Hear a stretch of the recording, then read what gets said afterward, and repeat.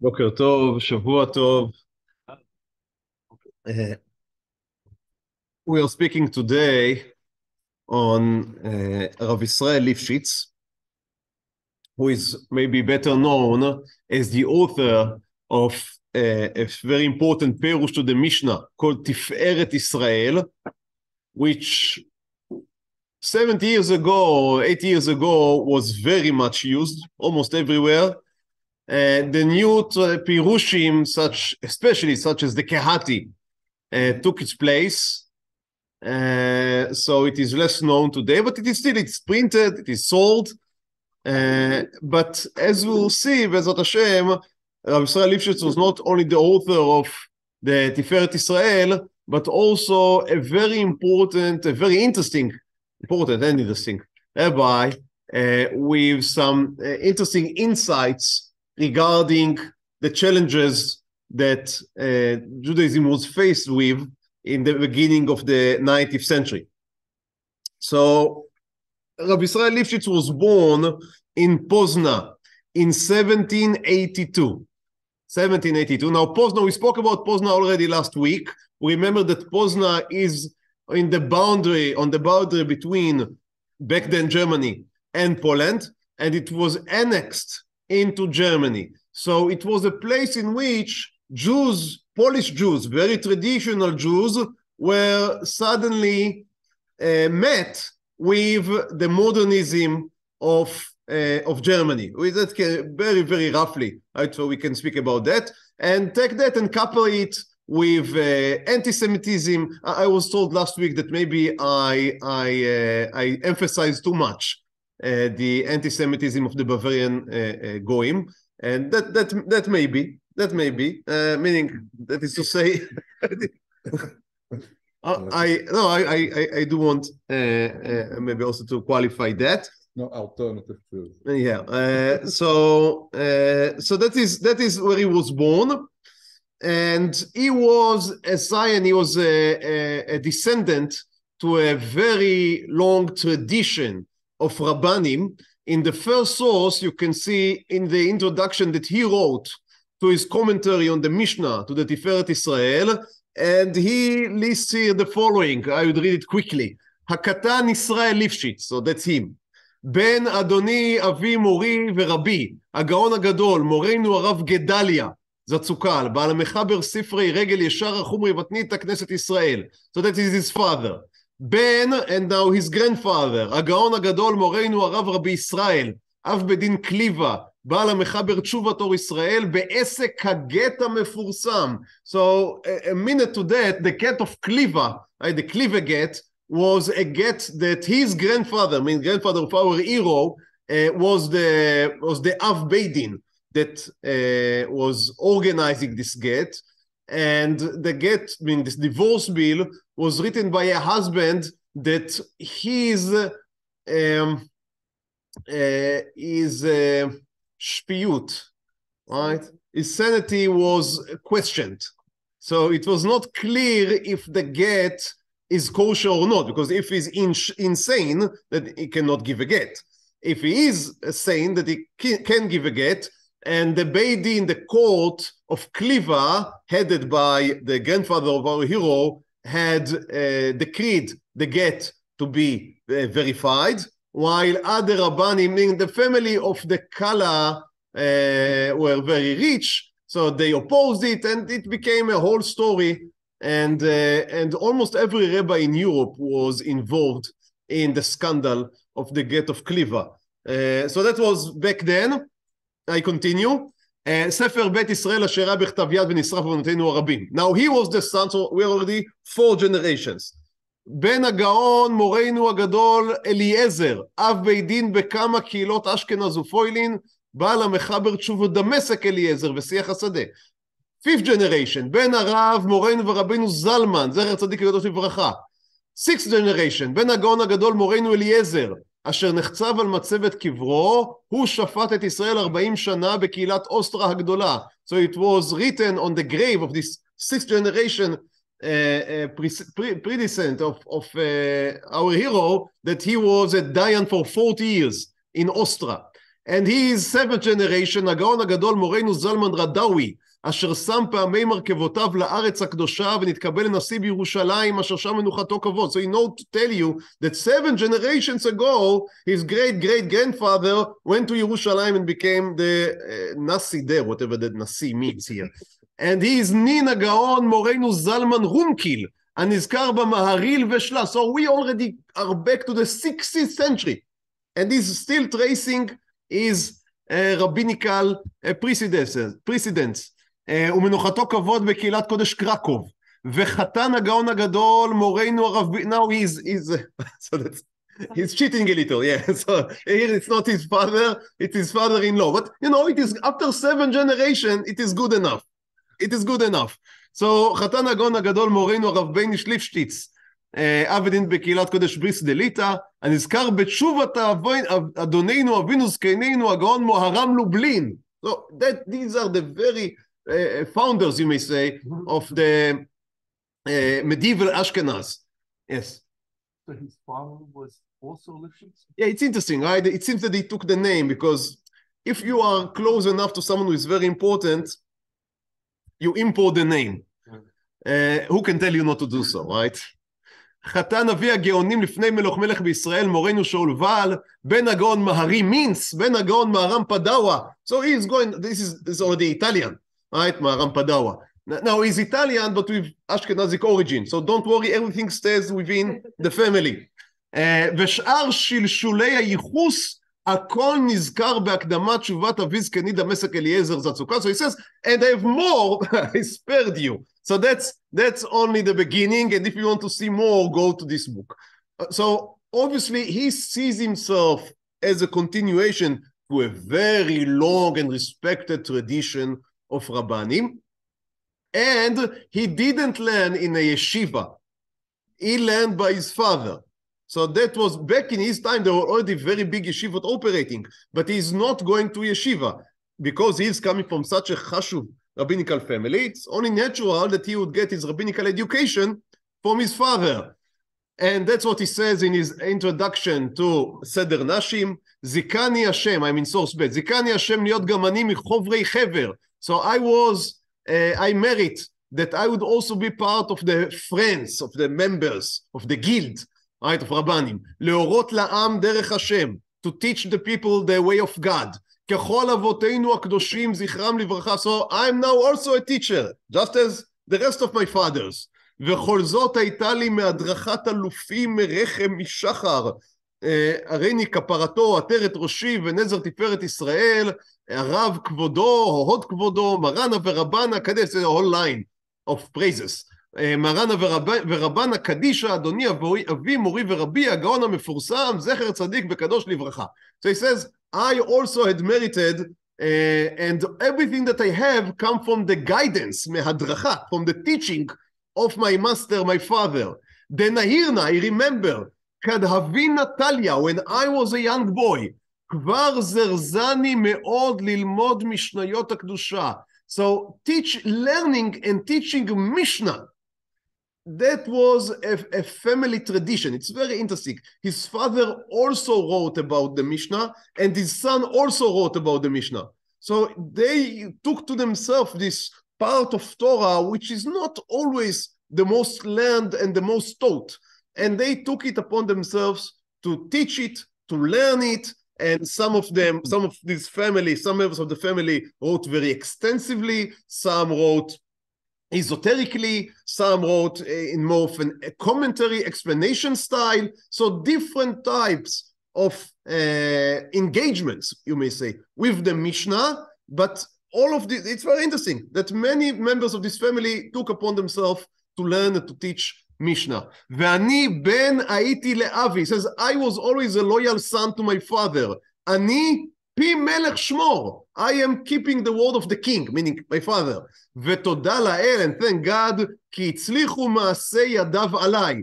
So thank God that his works, the work of his hands were successful upon me. דילי אמרי, everything that I am saying, דילי he. It belongs to him. הוא חרש, so he plowed, ואני אוכל מפריו, and I now eat the fruits. That's beautiful. So he sees his work as a multi-generation project, that every generation contributes a little more. ויהי גפן אדרת. So now we have a beautiful garden, we have a beautiful vineyard growing.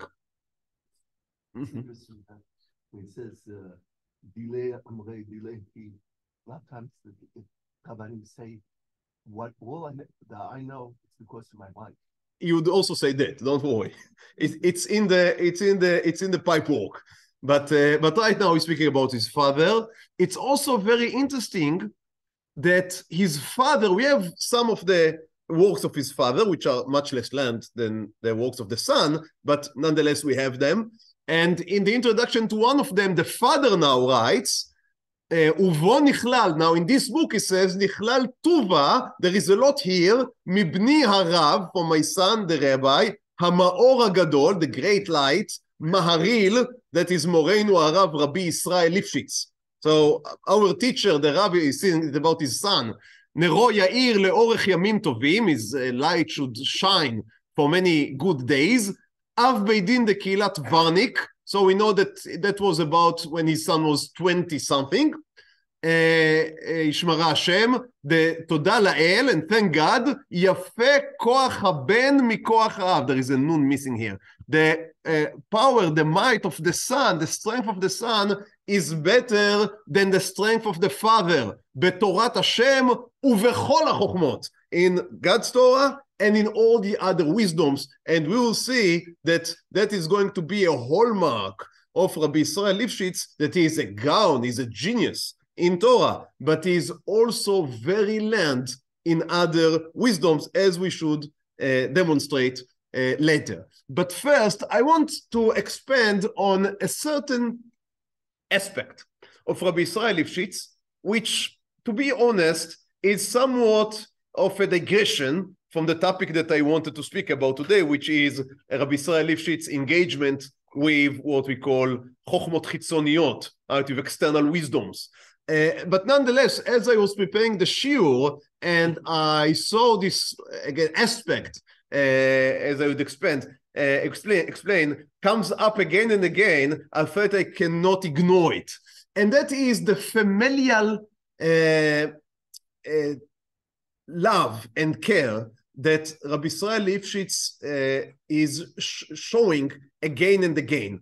Meaning to say, we just saw how he sees himself in Torah as a continuation of his forefathers. Now that in itself is not very rare. Many rabbis who come from a rabbinical dynasty, you may say, they all like to show their fathers and forefathers and ancestors, and that is completely understandable.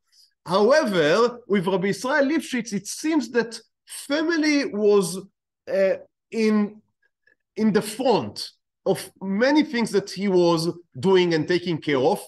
And I would like to read with you some parts of his last will. He wrote his last will, and it was published. And it was published when he was niftar, and meaning in the 60s of the in 1860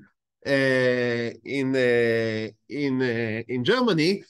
So it was published there, and then it was not published again. And about 20 years ago, Rav Sraya Davletsky republished the whole will, and it's a beautiful piece. I would read a few things with you. So in source Dalit, he says to his children, he had I think 7 children, boys and girls, תחזיקו שלום ואהבה ואחווה ביניכם, בניי ובנותיי שליטה. So he says, you should all hold peace and love and friendship between you, my son and daughters. וגם אם חס וחלילה יתקומם בן אדם ממכם לחברו, דבר שראוי להתקוטט עליו. Now he says, let's imagine that there will be something among you that is deserving to fight about. לא תניחו חס ושלום להשריש השנאה ביניכם. You should still never let hatred to take place, to take root between you. ולכן אם תהיו פנים אל פנים, so when you meet face to face, מיד קודם שתלכו כל אחד מחברו, before you go and you part from each other, תחבקו ותנשקו זה את זה. That's his last will. He says to his children, you must hug and kiss each other when you depart. ואם בין אח לאחות, maybe they would be so firm, they want to touch each other, so this rabbi says to his children, ינשקו זה לזה על היד. So kiss the hands of each other. מה מסתדר לי? כי השורשים של אמא שלי זה מהאזור הזה. אמצע פלורן וגרמניה ושוויץ אחר כך, ובאמת אם אנחנו מסתכל על צרפתים, הם מנשקים. הם מנשקים. So it is very interesting, but you see how much he's taking care, right, of the family relationship, and then it's beautiful. It continues. I'm sorry, it has nothing to do with external wisdom, but it's so beautiful. הנני מצווה לכם בניי ובנותיי שליטה. So he continues. I commend you, my sons and daughters, שבכל חודש ניסן ובכל חודש אלול יכתוב כל אחד מכם לכל אחד מכם דרישת שלום וברכת שמחת יום טוב. He says, every Elul before Rosh Hashanah, every Nisan before Pesach, you must write, I commend you to write, each one of you writes letters to each other, right, with Shana Tova and Chag Sameach. Maybe some of you want now to update the weeds. I think it's beautiful. I think it's beautiful. וכמו כן, ביום הלידה של כל אחד. Right, so ביום הולדת, exactly. So in the birthday, יכתבו לו כל אחיו ואחיותיו שליטה ברכת מזל טוב. You must write letters again and send letters with מזל טוב, and then he writes them the dates, so no one would forget. I skipped all the dates, but yes, one after the other, the birth dates. I wrote only the first one. הנה יום הלידה של בני הגאון, רב ברוך יצחק שליטה. הוא יום י"א מנחם אב, and he gives them the whole list of birth dates. ולא תשנו חס ושלום מזה מידי. He says you must not change anything. So you must write these letters. And why do I have to write so many letters the whole year? No, you must do that. רק שיש אונס גמור חס וחלילה. Only if someone is sick to the point that he cannot take a pen and write, then he is exempt. Otherwise, you must write all of this Shana Tova and Chag Sameach and Mazal Tov. Beautiful, really beautiful. Now, after I wrote that, I couldn't help myself but to bring another piece from the tzava'ah, and now I'm completely going over the edge. But as I said, I think it's, what can I say? It is a way to connect. This is a man, as every other Rebbe we're learning about, he's so high above us. But then, here you have a glimpse of his human sides to which I feel that we can so strongly connect. So that's why I couldn't resist. So I bring it down. I hope that it would give us something. So that's in the end of the will. ראו נא בניי שליטה הדברים הללו שציוויתיכם. Please see, my children, these things that I asked you. והיזהרו בהם. There is a resh missing. I had to rewrite the whole thing. היזהרו בהם. ההשכמה לקום בבוקר בקיץ ובחורף. So you must wake up early, both in the winter and in the summer. כי אם קודם שיתרגל האדם בו, יקשה קצת על אדם. He says, no, I know. Now, his children are 30, 40, and you are not speaking about small children, but he's treating them, it's so nice. So he says, I know it is very difficult in the beginning to wake up early in the morning. אף על פי כן, מחזקו את האדם בעזרת השם יתברך, בכל כוחות הגוף וכוחות הנפש. He says, but in the end, it's good to your health. He says, to your physical health, and to your mental health. ובעניין היקשות הגוף. And he says you need to treat your body a little rough. So he says, don't use over soft pillows and smichot, blankets. So things should be a little rough, the clothes, a little rough. Why? גם הוא מחזק הגוף. It is in strengthening your body that you wouldn't be too spoiled. ובאמונה, it takes an oath, ובאמונה, he says, in faith, כי עטרת ראשי הקדוש זכר צדיק, now he quotes his own father, so he quotes to his children in his last will, his own father. He says, לא הניחני לחמם הכותונת בחורף קודם שלבשתי. He says, my father never let me heat my clothes. Now we are speaking about the winter, not here in Telmont, with all due respect. We're speaking about Bavaria. So he says, he didn't let me heat the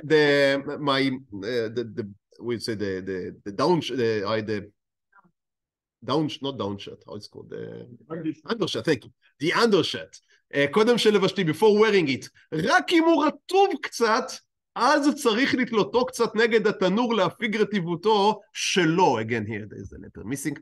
שלא יזיק לבריאות. He says, only if it's wet, then let the water evaporate, right, by hanging it near to the oven. But otherwise, don't make it hot. Why? אבל לא כשיעור שהתחמם. וכן עשהו לעצמו לגופו. That's my father also did it to himself.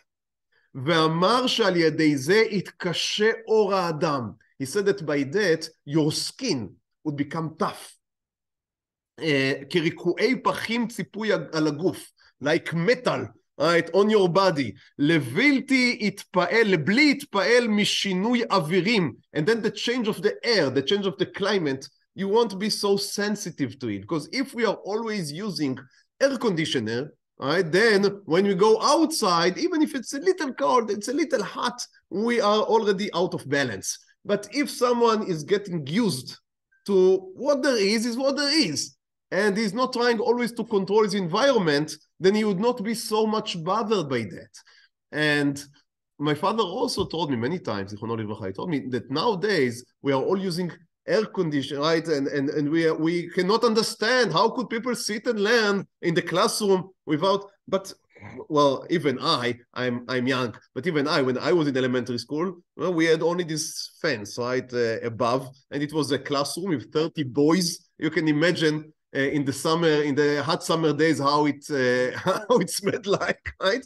But nonetheless, okay, but we sat down and we learned. Now I cannot even imagine sitting with my students, right, without air conditioning. If there is a problem with the air conditioning, we immediately move room, right? Yeah. So we became very spoiled. And then he continues, ציוונו עטרת ראשי, לבלי לאכול בדרך הליכה. Oh, again, it's beautiful. He's speaking to his children. He says, my father told me, and his father was a great rabbi, and he's a great rabbi, but now he's speaking in a very elementary level. He says, my father told me that you shouldn't walk while you eat. Is there anyone here that his father didn't tell him that he shouldn't walk while he eats? That he is saying this to the children 30 years old. What did he do before? That's why I was so moved, because that's a father. I mean, he's a great rabbi, he's a great man, he's a leader of almost all of German Jewish.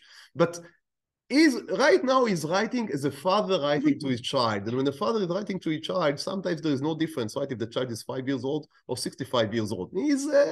He's taking care of them. He says, you shouldn't eat while you walk. That's what he says. ולבלתי לשתות מעומד, and don't drink standing. Sit down. ולאכול רק עד להסיר הרעב, and do not eat till you are completely full. Stop when you are not hungry anymore.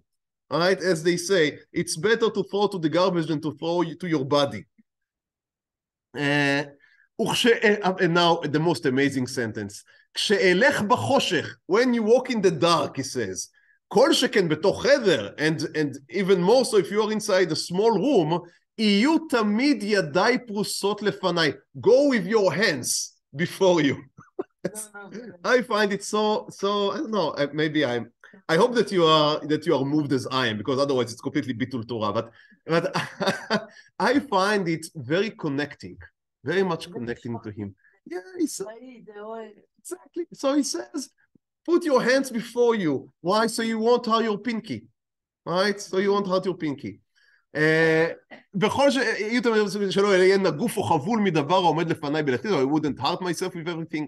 וגם ציווני, he also told me, my father, שכשאעלה או ארד מעל מדרגות כבש, when I'm walking up the stairs, put your hand on the railing, says. So he continues, I wouldn't bother with the rest. I think that's enough. Something I hope is coming across. He's a very menschlichkeit man, right? He's a man he wants to take care of his children. Yeah,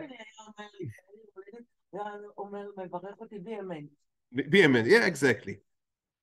And he ends up with saying, and that is the last thing that he says to them in the will. He says, my sons and daughters, מימיי נזהרתי, I was always took care, לצוות למשרתת שלנו, ואפילו הייתה נוכרית, לעשות דבר קשה או דבר שנפשו של אדם קצה. And he says, I was always to care, even if the משרתת, even if the helper was not Jewish, I never told her to do something that is difficult or something that is disgusting. If it was something that is difficult or disgusting, I took care of that myself. And he says, I learned it from my father. So you see how much he was connected to his father. He says, when I was a young child, I said I guess it was 6 or 7 years old, I said in the middle of the meal to the משרתת, to this helper, שתביא לי לשתות. Please bring me water. And the helper was on Shabbat sitting on the table of my father. I guess the helper was a non-Jew, but on Shabbat, she was eating with them the Shabbat meal. And his father scolded him and told him, she has a heart just as you have. And she is eating now. If you want something to drink, stand up and take it yourself. And he says, from this day on to the rest of my life, I never asked the helper, the girl, to do anything while she was eating. Okay, so with that he finishes his last will. Now, I didn't quote. Obviously, there is here about Torah learning and that they should learn Torah and they should keep mitzvot. That's not the whole thing. But to me, it was so beautiful to see how what values are important for him to that they would come across to his children. Okay, now, after all of that, what about his wife, by the way? So his wife was called Dabrish. That's a Polish name. Dabrish, and she was a part of being obviously she was his wife and she helped him a lot, and he says she was like my second part, and he also says that everything that I learned also belonged to her. So I guess that in heaven, she and his father would have to argue about what part belongs to whom. But he says everything belongs to her because without her, I would not be able to do anything. Also in the will, I wouldn't read it now inside because it's really too long. But he says to his children, you know, I want to teach you something about how to treat your wife. He says, if you had a fight, and even if she cursed you, he says, and then he writes in barracks, he says, I'm sure it won't happen, but I'm just writing it in case. And then he closed the barracks, and then he says, even if she cursed you, then when you wake, then before you go to sleep, you should come to her, and you should say, my father commanded me that I will never go to sleep while in argument with my wife. So I ask your pardon for everything that I had did against your honor, and I am also forgiving you for everything that you have done against me. And he says, and then tomorrow morning, don't ever mention it again.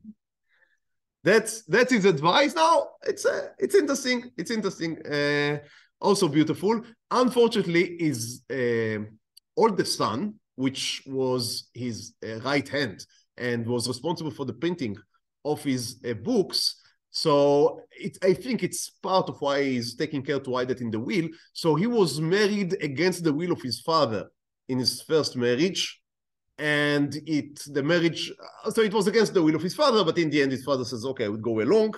And in the end, the father was right, as many times happened, the father was right.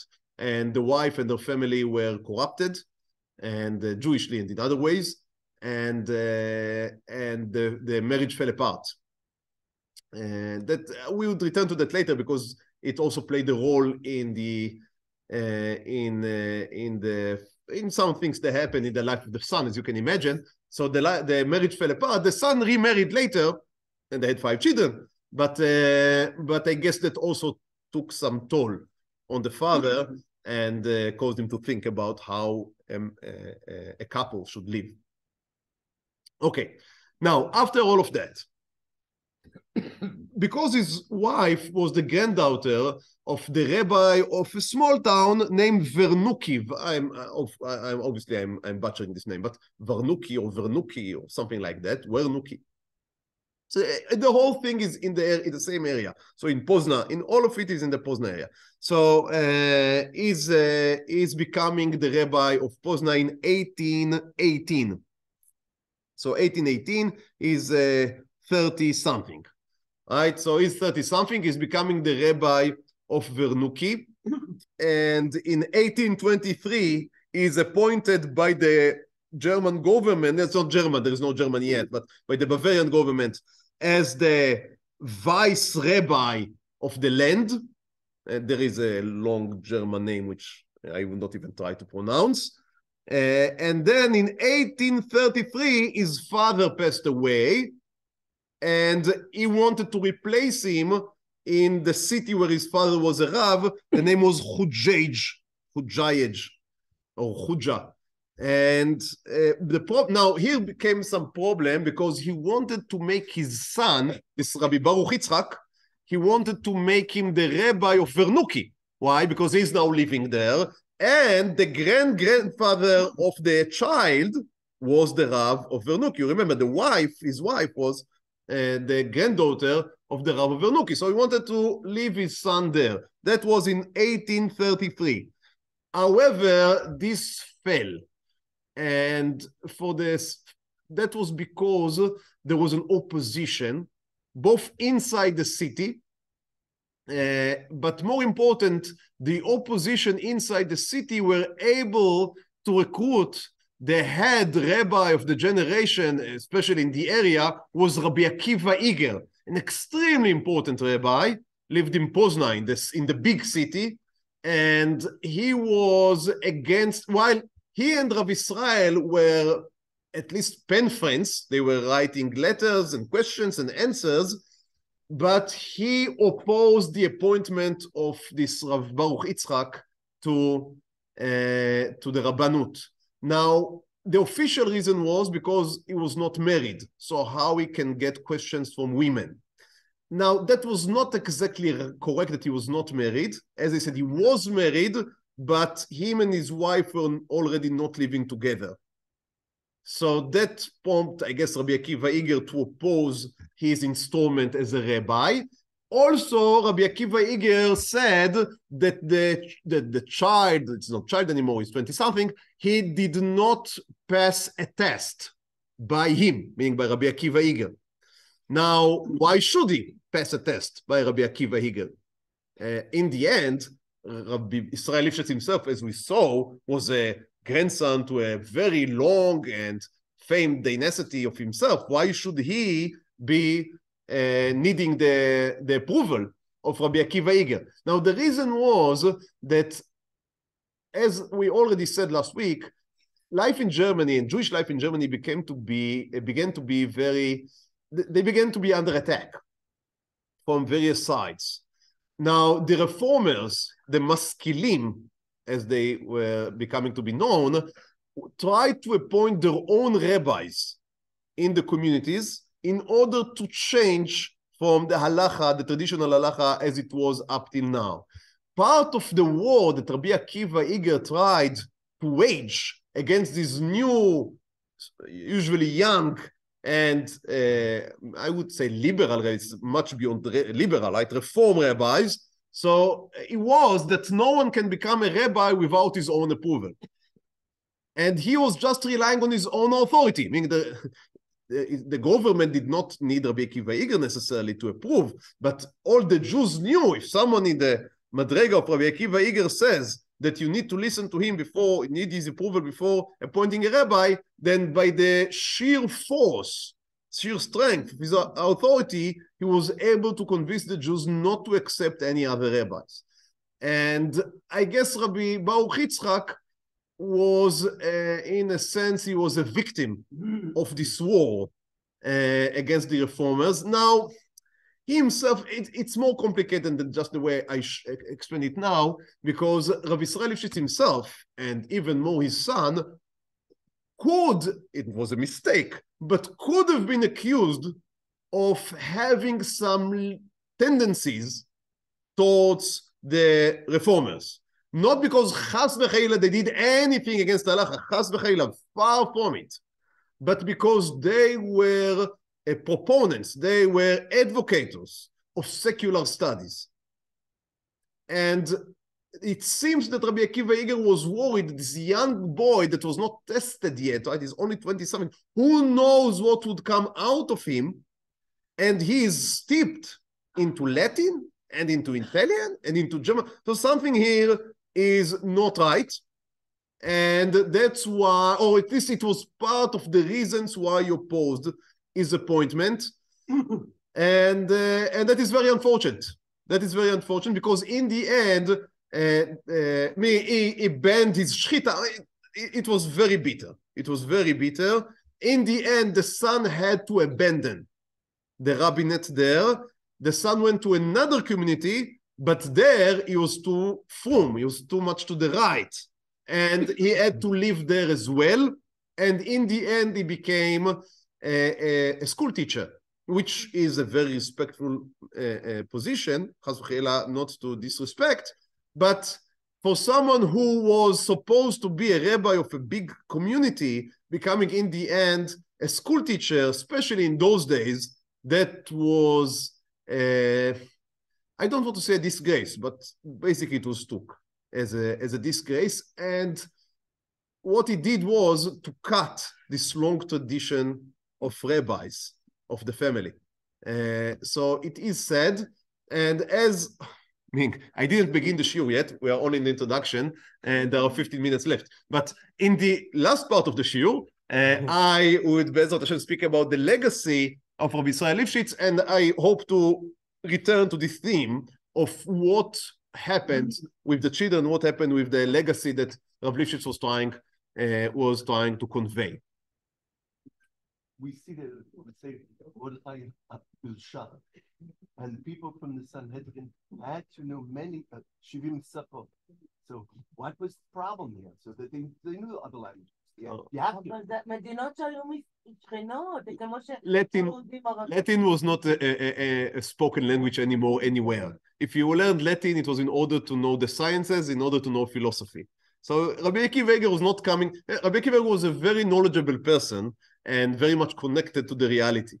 So he knew what we are dealing here with. Now, it is unfortunate that people that just wanted to widen their knowledge and just be, more wise. We'll see in a minute that Rabbi Israel Lipschitz was as religious as they come.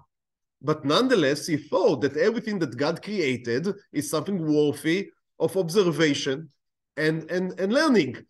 And that was something that 200 years before maybe was seen as peculiar, but not as problematic. But in the time that we are speaking here about, every going astray from the regular beaten path was seen as a sign of trouble. And I think that we all know cultures that maybe even up to now, but for sure 30 or 40 years ago, people felt very threatened by the secular world. And every movement to the left, we may say, was looked upon with very great suspicion because of the same reason. So that's the world that it's sad.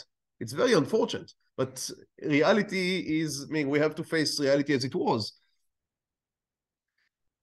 Okay, now I want to speak about a very interesting feature of Rabbi Israel Lipschitz, which is having much to do with what we just spoke about. And that is, Rabbi Israel Lipschitz, in a sense, is a forerunner, we may say, of Torah Umada. Now, Torah Umada was not yet a movement in his time, but he was a proponent of such a movement, meaning Torah and Science. Now, I would like to give a few examples, I think very interesting examples of things that he did and said. So one is, you would sit in source stat, it's a drasha he gave in his shul. And the drasha was about the question of life after death and resurrection. Now, life after death came very easily. Meaning that's something that people usually want to believe in. Even people that do not believe in Yahadut, not believe in God, but believing in life after, we all feel that there is something in us that is beyond just the blood and flesh. So it is easy, more or less, for people to believe that something would remain after death. So he's spending some time over proving that.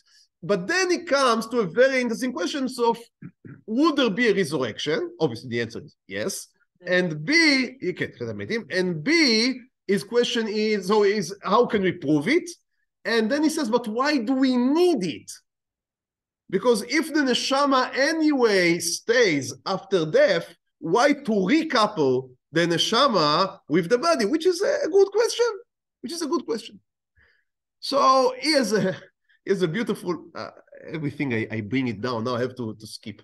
But he says, when I would read it inside, if you want, it's in source stat, you'd look later, he says, I have a proof for you. You have a few proofs for Tchiat HaMeitim, for resurrection. And one of them, he says, if you take, how you call the worm of the butterfly? The caterpillar. If you take the caterpillar and you see him basically dying inside his cocoon, and he says, I checked it. And here you see his modern science approach. He says, I checked it myself. I opened the cocoon. And obviously the thing was dead inside, and that was the end of that. And there was another one, like קבוצת ביקורת. How we call the control group. All right, so there was one he opened, and one was the control group, and he let the control group just stay alive. And then after a few weeks, as we all know, it became to be a butterfly. He says the same thing, someone that is dead, it looks like it's in a cocoon, right? And the whole thing is dying, but in the end would come out a beautiful butterfly. So it's an interesting example. And then he continues to the question that we may say the theoretical question, right? The philosophical question, well, why do we need that? And then he has an extremely interesting answer. And he says that there is a midrash that our world, as we know it, has a lifespan of 7,000 years, 6,000 years, and then of usual world, and then 1,000 years of redemption, and then the whole thing would blow away or something. Okay, and then he says, but modern science revealed in Europe and in Africa and in America, he already knows about America, and in America, they revealed huge bones of ancient animals. And some of them are like elephants, but they are 4 or 5 times bigger. That's mammoths, right? Mammoths. And they also found dinosaurs. He knows about dinosaurs. And he said they found dinosaurs, and they went to the museum and they saw them. He says, but they are more than 5,000 years old. He says there is another midrash saying that our world is only one in a series. He says we are the 4th world, meaning there were 3 worlds before us that already existed and were destroyed. And he says if you look at these animals, they are much bigger than us, but it is clear that they are less developed. So it seems that the world is, I would say, there is an evolution, right? The world is improving every time that it relapses. And then he says, that is the idea of resurrection. Every time there is a world, right? And the world exists for a certain amount of time. And the neshamot are coming down to this world, and they get the clothes, meaning the bodies that are roaming the earth in this stage of the world. So in the last world, we were primates. And in the world before that, we were dinosaurs. And every time, so one dies, and his neshama goes up. And then when the world is becoming better, then he's being let to enjoy the improved conditions. Right? The improved body and the improved mind.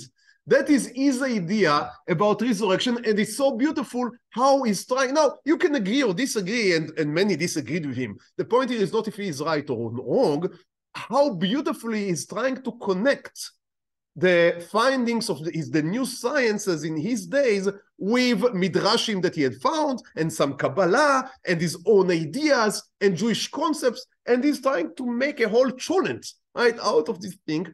I find it beautiful and inspiring, and to a large degree, that is the approach that we are looking for, because it is easier to choose one of the extremes, either to completely deny science. No, our tradition says that the world existed for 5,000 years. That is what it is. Everything else is fake. The scientist has faked the bones in order, I don't know, to earn money. and the whole thing, or maybe Akadosh Baruch Hu created them in order for the stupid to err, and that's why God created the bones as traps.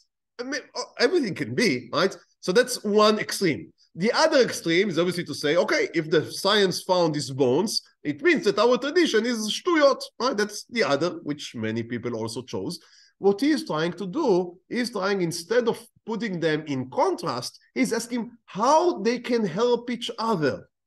How can tradition help us to understand the findings of science? How the findings of science can help us understand religion? Now, it doesn't say, I know for sure. It doesn't say, I tell you what the truth is. He says, I am trying to think with my Torah knowledge, which I completely have faith in, and with science, which seems to be convincing. And if it's not convincing, then fine, that we continue on. But I am not in a war with myself.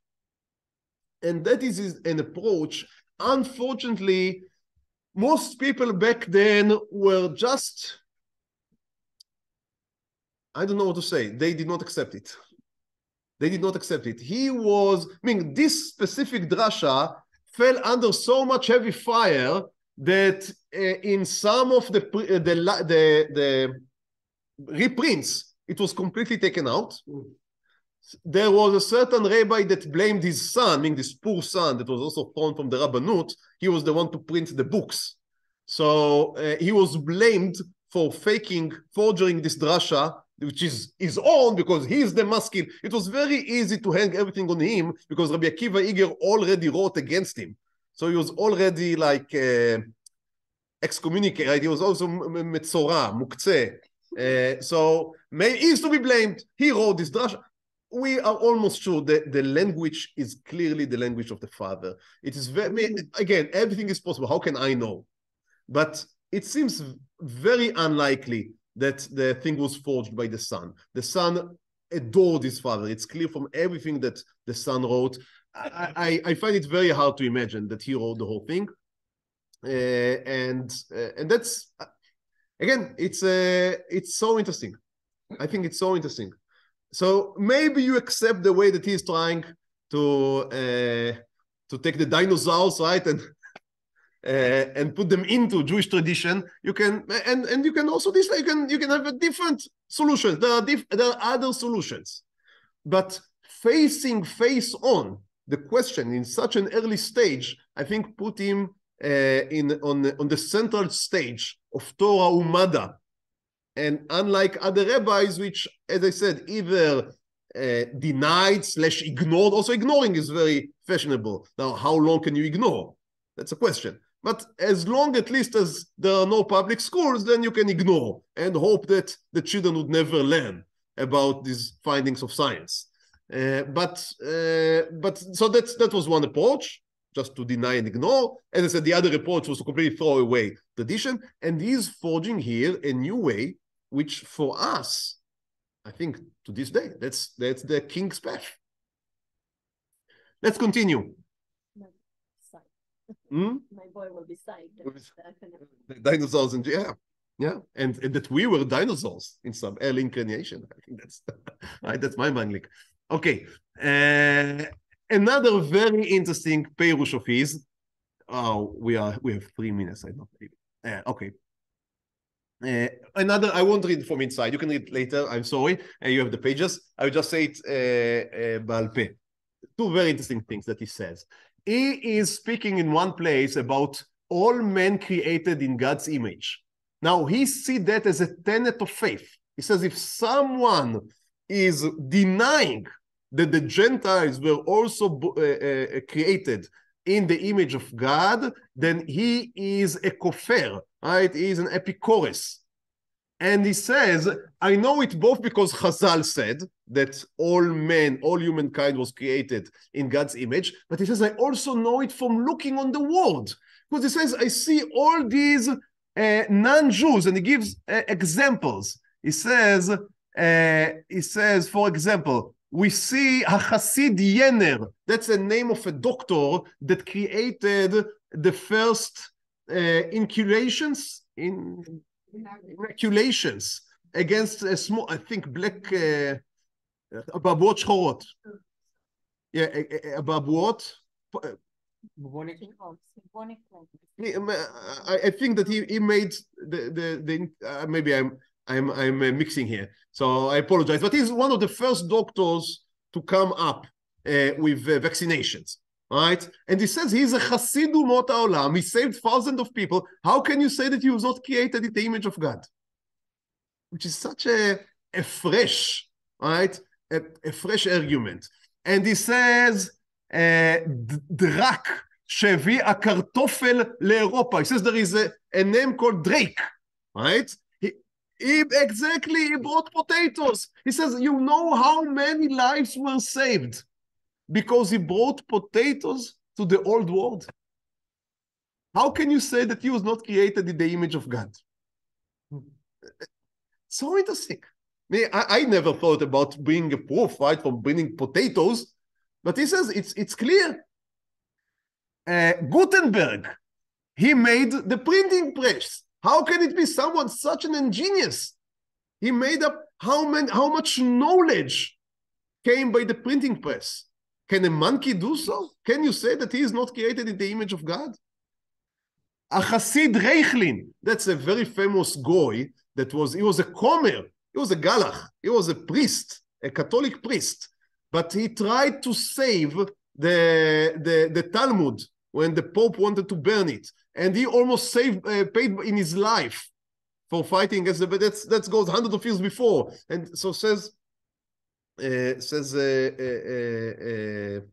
Lipschitz, can you say that he's not getting the image of God? Etc., etc., etc., etc., etc. So he says, Goyim were also created in the image of God. And then he says, and there is something going in favor of the Goyim, which is especially for them and not for us, and something special for us and not for them. What is special for them and not for us is that each non-Jew that is choosing God, it is because of his own choice. They were not being saved from Egypt. There was no Matan Torah to them. So if they choose to have faith in God, that is their own making, and that is that's what he writes. It's in a greater madrega than the Jews, because for the Jews, they had no choice. They were brought to Har Sinai, saved from Egypt, and there was a mountain above their head, and they were told either you take it or you stay here.